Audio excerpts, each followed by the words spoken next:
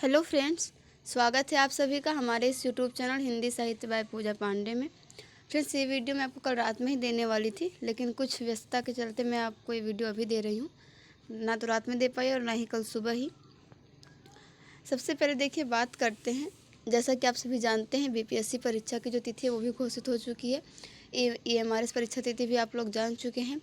कुछ लोग जिनका कि एग्ज़ाम जो है एक ही दिन पे हो रहा था, ईएमआरएस पीजीटी और बीपीएससी पीजीटी, उन तिथियों में भी बदलाव किया गया है, तो ये आपके लिए एक अच्छी बात है। आपको अब ये देखना है कि हमारे पास कितना समय बचा हुआ है, अपनी तैयारी हमें किस प्रकार से करनी है और कितनी करनी है, कौन सी चीज़ें पढ़नी है और कौन सी चीज़ें नहीं पढ़नी है। क्योंकि जितना ज़रूरी ये है कि हम क्या पढ़ते हैं, उससे ज़्यादा ज़रूरी ये होता है कि हमें क्या चीज़ें नहीं पढ़नी चाहिए और उसे हम पढ़ रहे होते हैं। क्योंकि एक तो हमारे लिए उपयोगी होती है, लेकिन परीक्षा के समय तुरंत के जो आपके आने वाली परीक्षाएं हैं उसके लिए उपयोगी नहीं होती हैं, और उसकी वजह से हमारा जो समय है वो बर्बाद होता है। उसके बाद परीक्षा ऑनलाइन या ऑफलाइन है, इसमें भी अभी काफ़ी लोगों को संशय बना हुआ है। जबकि आप देखेंगे, इसको मैं आपको भी क्लियर कर देती हूँ। उस पर आपके बीपीएससी का जो परीक्षा तिथि जारी हुई है उस पर ऊपर ही लिखा हुआ है ऑफलाइन। तो आपकी जो परीक्षा होगी वो पेन पेपर मोड में ही होगी।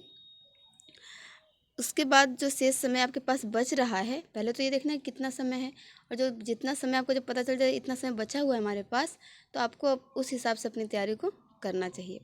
एक एक करके हम इन सभी जो बिंदु हैं, ये प्रमुख बिंदु हैं, पर चर्चा करेंगे।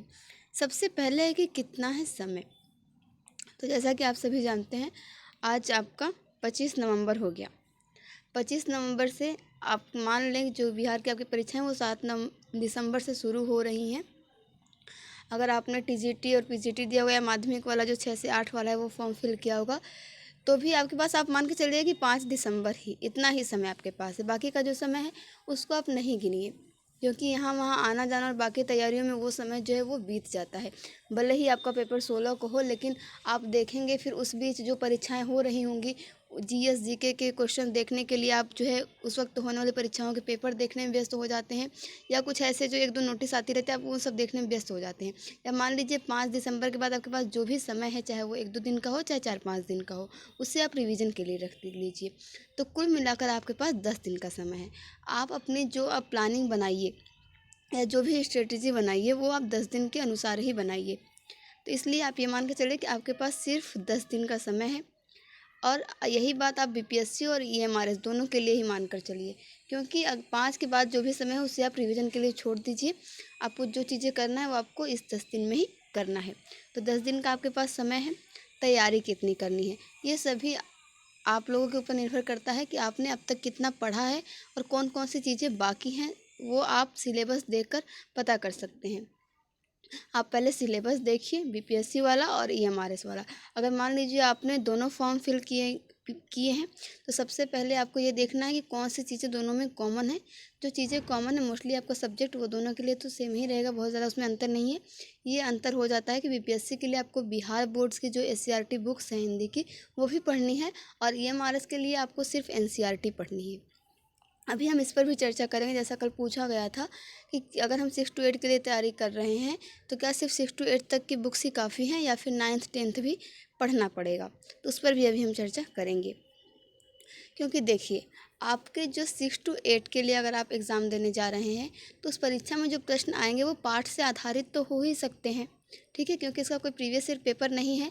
तो आप, मैं एक अनुमान ही आपको बता रही हूँ, लेकिन ये जहाँ तक है सही है कि जो आपके पाठ आधारित प्रश्न पूछे जाएंगे, पेपर में नेगेटिव मार्किंग नहीं है, लेकिन 5 विकल्प करके पेपर को कठिन बनाया गया है।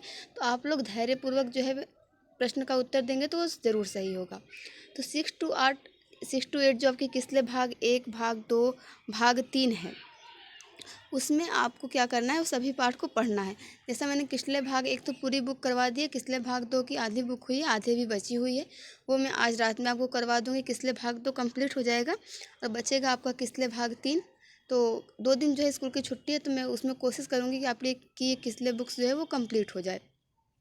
और उसके बाद जो 9th 10th है, तो आपको इस प्रकार से नहीं पढ़ना है कि सारे चैप्टर आपको रीड करने हैं, लेकिन उसकी मैं विशेष सूची आपको प्रोवाइड कर दूंगी। आप देखिएगा कि उसमें कौन कौन से रचनाकारों को सम्मिलित किया गया है, और वहाँ से उनका हिंदी साहित्य में क्या योगदान रहा, या उनकी कोई ऐसी कोई प्रमुख रचना हो, जैसे कोई निबंध है तो वहाँ से वो कुछ लाइन्स देकर प्रश्न पूछ सकता है। इसलिए जब मैं वो स्टार्ट करूँगी 9th 10th की बुक या विषय सूची दिखाऊंगी, तब मैं आपको ये बता दूंगी कि किस किस चैप्टर से कहाँ कहाँ से प्रश्न पूछा जा सकता है 9th और 10th में से। उसमें कुछ प्रमुख ही आपको पढ़ना है, पूरी बुक आपको 6 to 8 के लिए नहीं पढ़नी है, वहाँ आप समय वेस्ट मत कीजिए। लेकिन हाँ, 6 to 8 की जो किसले भाग 1 भाग 2 भाग 3 है, उसके सभी चैप्टर्स को, उसके प्रमुख रचनाकारों को, उनका जो भी व्यक्तित्व और कृतित्व है, उसे आप कंप्लीट कर लीजिए। अब देखिए, बात करते हैं कि प्रैक्टिस सेट। तो जो भी अगर आपको मार्केट में बुक मिलती है, हालांकि जो हिंदी के लिए जल्दी बुक मिल नहीं रही है कि आप जो है 6 to 8 के लिए हिंदी की बुक खोजें प्रैक्टिस सेट, तो आपको मिल जाए। समाज विज्ञान है, गणित में विज्ञान है, तो इन सब के लिए बुक जो है वो अवेलेबल है। तो आप चैप्टर्स को रीड करिए, क्योंकि इतना समय नहीं है अभी आपके पास कि आप चैप्टर भी पढ़ लें, यानी पूरी बुक भी ख़त्म कर लें और प्रैक्टिस सेट भी सॉल्व कर लें। लेकिन हाँ, अगर आपको मिल जाए बुक तो आप उसे लेकर ज़रूर वहाँ से सॉल्व कर लीजिए। बाकी हिंदी साहित्य का इतिहास और व्याकरण, कोई भी टॉपिक आपको छोड़ने लायक उसमें नहीं मिलेगा। सिलेबस में तो सिर्फ इतना ही दिया गया है कि विषय। तो हिंदी में हिंदी साहित्य का इतिहास और व्याकरण जो भी आपको टॉपिक दिखते हैं, वो आप पहले ही पढ़ चुके होंगे। अब इस अंतिम समय में पूरा सिलेबस करने की ज़रूरत नहीं है। एनसीईआरटी में व्याकरण के जो टॉपिक हैं, उन व्याकरण को के टॉपिक को आप एक बार रिवाइज़ कर लें, क्योंकि तैयार तो आपने पहले ही कर लिया होगा। और साहित्य के इतिहास से, जैसा मैंने आपको बताया, जितने भी रचनाकार हैं सिर्फ आप उनको ही अब पढ़ लीजिए, जो कि एससीईआरटी और एनसीईआरटी में संकलित रचनाकार हैं। सिर्फ आप उन्हीं को पढ़ लीजिए जितना भी समय आपके पास बचा हुआ है। पेपर हो आपका ऑफलाइन होगा, बीपीएससी वाला मैंने बता ही दिया। शेष समय में आपको यही करना है कि सबसे पहले तो आप सिलेबस को देखिए, उसमें आप देखिए कि कौन सा टॉपिक अभी आपने बिल्कुल नहीं पढ़ा है, उसको एक जगह नोट करिए और बचे हुए दिन में उन टॉपिक्स को कवर करिए। उसके बाद जब वो टॉपिक्स आप कवर कर लेते हैं, तो जो टॉपिक आपके पढ़े हुए हैं उनको एक बार फिर से रिवाइज करिए। और इतना करने के बाद जो है आपके पास कोई भी हिंदी संबंधित बुक होगी जिसमें प्रश्नोत्तरी दी गई होगी, उन सभी प्रश्नोत्तरी को आप हल कर लीजिए। नहीं तो फिर मेरे चैनल पे मैंने आदिकाल से लेकर और आधुनिक काल तक जो अभी तक जितने भी प्रश्नोत्तरी कराए हैं, बीपीएससी का अभी जो अगस्त में एग्ज़ाम हुआ था आपका टीजीटी पीजीटी, वो पेपर देखिए आप। और यूपी टीजीटी पीजीटी का प्रीवियस ईयर पेपर भी मैंने कराया, वो भी देखिए। वहाँ से मुझे पूरा विश्वास है कि आपको 15 से 20 प्रश्न जरूर ऐसे परीक्षा में देखने को मिलेंगे जो कि आपके प्रीवियस ईयर पेपर से ही पूछे गए होंगे। चाहे वो केवीएस का हो, मेरे चैनल पर अवेलेबल है, आप उसे देख सकते हैं। लिंक जो है वो मैं डिस्क्रिप्शन में दे दूँगी। जो आपके प्रीवियस ईयर पेपर हैं वो आपको काफ़ी हेल्प करेंगे 15 से 20 मार्क्स के लिए, तो आप उसे ज़रूर देख लिए। बीपीएससी का टीजीटी पीजीटी पेपर हो गया, यूपी टीजीटी पीजीटी का सारा पेपर हो गया, और केवीएस का टीजीटी का एग्ज़ाम जो हाल ही में हुआ है वो देख लें। और अगर आप देख सकते हैं, आपके पास पर्याप्त समय है, तो जो केवीएस का जो पहले की परीक्षाएं हुई हैं आप उसे भी देख सकते हैं। लेकिन पूर्व के परीक्षाओं को देखना इतना ज़रूरी नहीं है जितना भी पेपर आपका हो चुका है। फिलहाल जो हाल ही में हुए हैं आप उन्हें देख लीजिए, क्योंकि अगर आप हाल ही के पेपर को देखते हैं तो आपको कुछ जीएस और ये आपके जो करंट अफेयर 1-2 क्वेश्चन आपको वहाँ से भी मिल जाएंगे। तो मुझे उम्मीद है कि आपको समझ में आ गया होगा कि आपके पास जो समय बचा हुआ है उसमें क्या करना है। सबसे पहले तो आपको सिलेबस देखना है, उसमें से कौन सा टॉपिक आप पढ़ चुके हैं और कौन सा टॉपिक आपका बिल्कुल भी तैयार नहीं है। तो सबसे पहला काम आप ये करें कि आप सिलेबस देखें और उन टॉपिक्स को नोट करें जो कि आपको अभी पढ़ने हैं, आपने अभी उन्हें नहीं पढ़ा है। दूसरा आपको ये करना है कि सबसे पहले आपने जैसे केवीएस के टाइम पे नोट्स बनाया था, मुझे उम्मीद है आपने बनाया होगा। एससीईआरटी के नोट्स भी नहीं बनाए हैं तो बना लीजिए। उसमें आप किसले भाग 1 भाग 2 भाग 3 इन सभी की विषय सूची लिखिए। और उसके बाद 9th 10th वो मैं अभी आपको वीडियो में करवाऊँगी आगे। अगर आपके पास कोई स्रोत है आप वहाँ से कर सकते हैं तो कर सकते हैं।